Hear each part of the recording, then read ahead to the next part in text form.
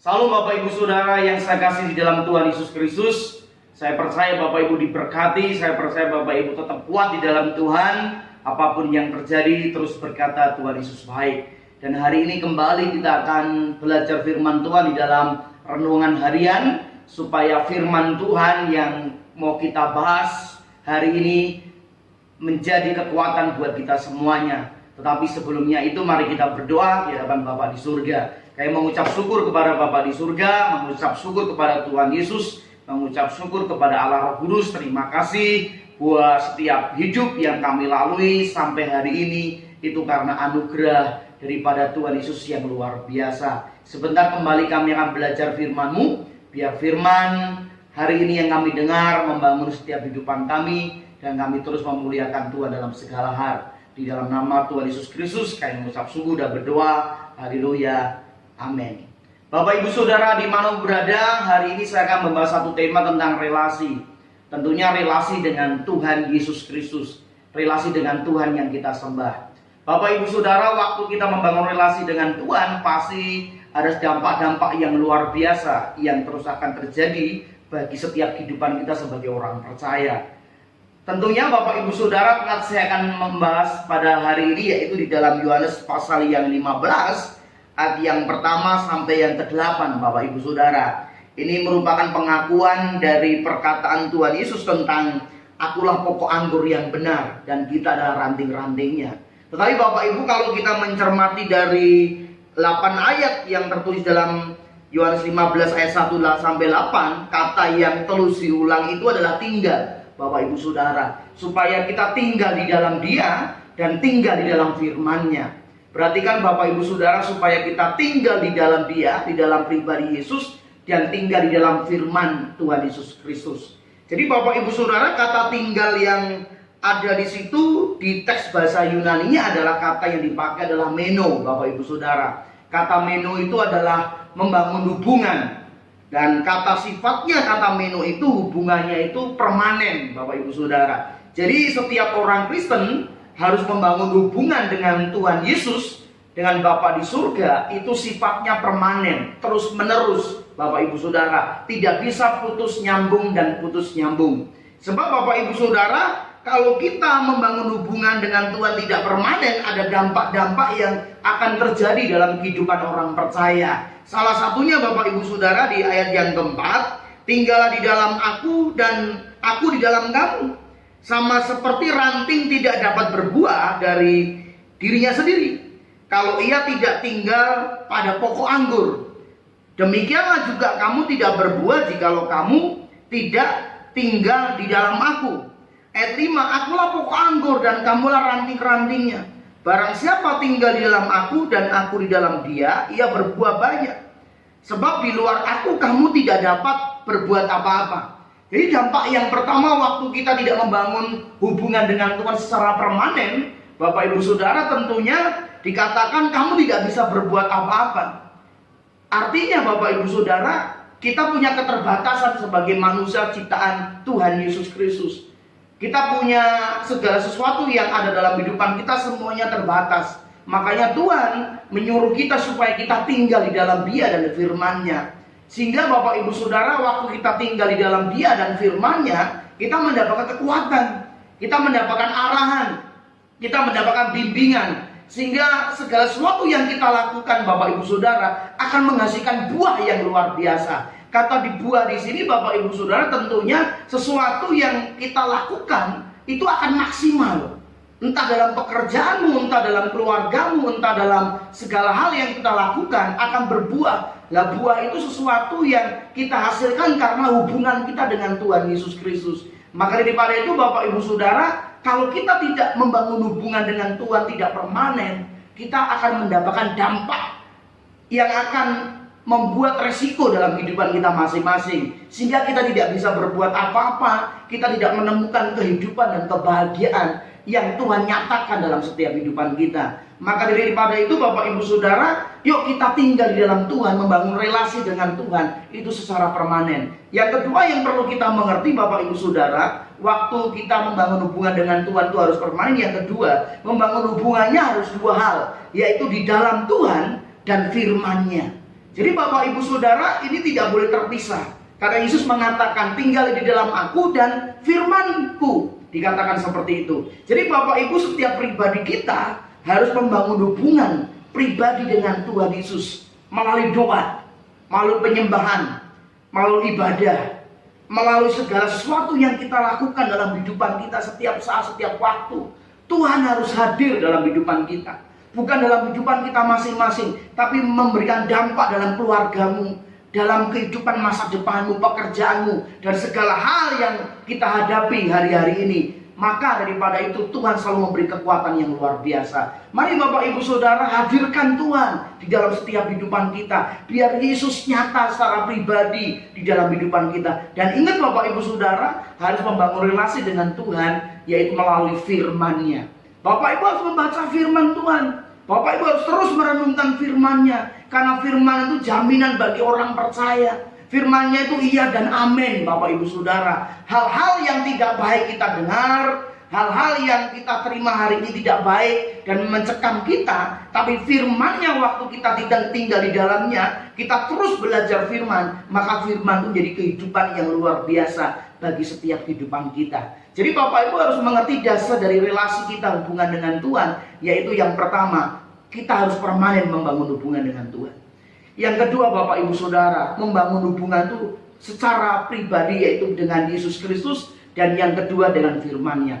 Terus kita bangun kehidupan seperti ini, sehingga waktu kita membangun hubungan seperti ini Bapak Ibu Saudara, maka dampak-dampak besar akan nyata di dalam setiap kehidupan kita. Dan selanjutnya Bapak Ibu Saudara, saya menyampaikan dampak apa waktu kita membangun hubungan dengan Tuhan. Yang pertama Bapak Ibu Saudara, ayat yang ketiga, kamu memang sudah bersih karena firman yang telah kukatakan kepadamu. Jadi Bapak Ibu Saudara, waktu kita terus belajar firman Tuhan, kita menemukan kebenaran, kita menemukan arah, dan firman itu jadi pelita dalam kehidupan kita. Firman itu membersihkan kehidupan kita. Firman itu mengajarkan apa yang baik kita lakukan dan apa yang tidak baik kita lakukan. Firman itu memberikan hikmat buat kita, supaya apa yang kita lakukan waktu kita menghadapi masalah.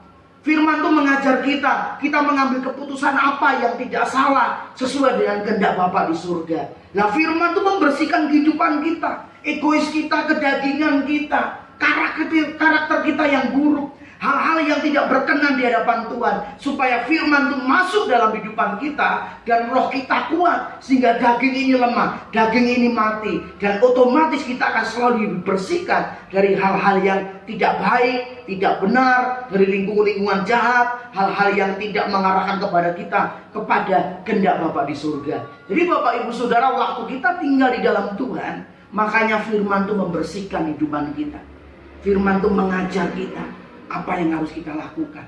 Ini dibutuhkan kepekaan buat kita semuanya. Makanya Bapak Ibu Saudara, relasi dengan Tuhan itu harus terus menerus. Semakin kita belajar firman Tuhan, semakin kita peka apa maunya Tuhan di dalam setiap kehidupan kita. Sehingga langkah waktu kita mengambil keputusan tindakan apapun tidak salah Bapak Ibu Saudara. Sehingga kita tidak jatuh di dalam lubang dosa. Kita tidak jatuh di dalam jurang kehidupan yang penuh dengan permasalahan dan kita nggak bisa keluar dari masalah itu. Makanya mari terus belajar firman, belajar firman dalam setiap kehidupan kita.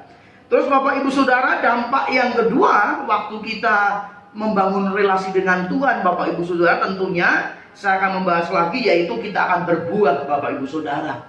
Sehingga segala sesuatu yang kita hasilkan itu ada kenyataan, ada sesuatu yang kita nikmati Bapak Ibu Saudara. Jadi kalau Bapak Ibu membangun hubungan dengan Tuhan, maka ada dampak yang luar biasa yang Tuhan nyatakan dalam kehidupan kita. Suami istri kita akan hidup dalam kedamaian. Suami istri akan hidup di dalam kesukaan yang besar. Pekerjaan kita pasti diberkati, keluarga kita pasti juga diberkati, anak menantu kita diberkati, segala hidupan kita yang kita jalani penuh dengan kebahagiaan dan sukacita. Itu buah karena Tuhan hadir di dalam setiap kehidupan kita. Terus yang terakhir Bapak Ibu Saudara, jelas sekali dikatakan ayat yang ke-7, jikalau kamu tinggal di dalam aku dan firmanku tinggal di dalam kamu, mintalah apa saja yang kamu kehendaki dan kamu akan menerimanya. Jadi Bapak Ibu Saudara, segala sesuatu yang kita mohonkan kepada Tuhan, segala sesuatu yang kita harapkan melalui doa kita di hadapan Tuhan Yesus Kristus, itu bisa kita akan terima kalau kita tinggal di dalam Tuhan. dan firman-Nya jadi bagian hidupan kita.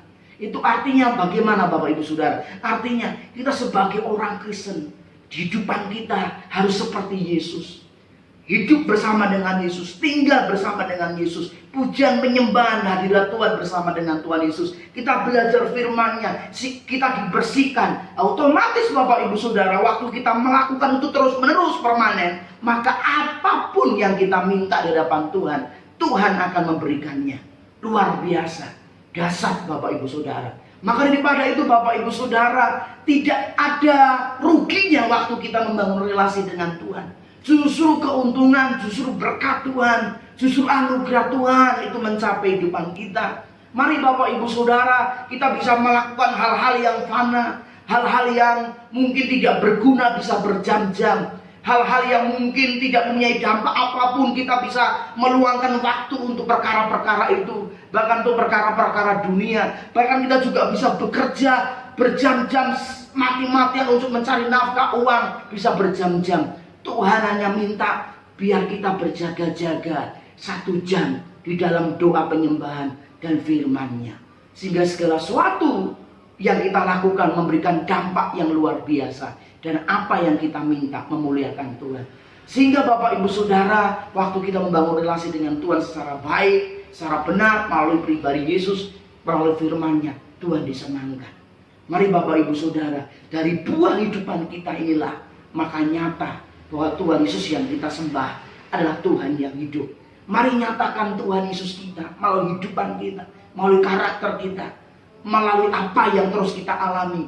Kita percaya satu hal, Tuhan hadir dalam hidupku, firman-Mu mengajar hidupanku, maka dampak-dampak yang luar biasa akan nyata di dalam setiap hidupan kita. Sehingga Bapak Ibu tidak perlu takut dan khawatir apapun yang terjadi. Yesus harus kita muliakan lebih besar, lebih tinggi, lebih agung daripada apapun yang masalah yang kita hadapi. Dari apapun yang kita hadapi hari-hari ini, tentang virus corona, mari kita tinggikan Tuhan, kita muliakan Tuhan, kita sembah Tuhan, kita baca firman yang memberi kekuatan buat kita, sehingga Tuhan itu yang berkuasa atas kehidupan orang-orang percaya. Ingat Bapak Ibu Saudara, membangun relasi dengan Tuhan secara permanen, terus menerus, maka dampak besar akan nyata di dalam setiap kehidupan kita. Mari kita berdoa. Kami mengucap syukur buat firman Tuhan yang datang di hari ini.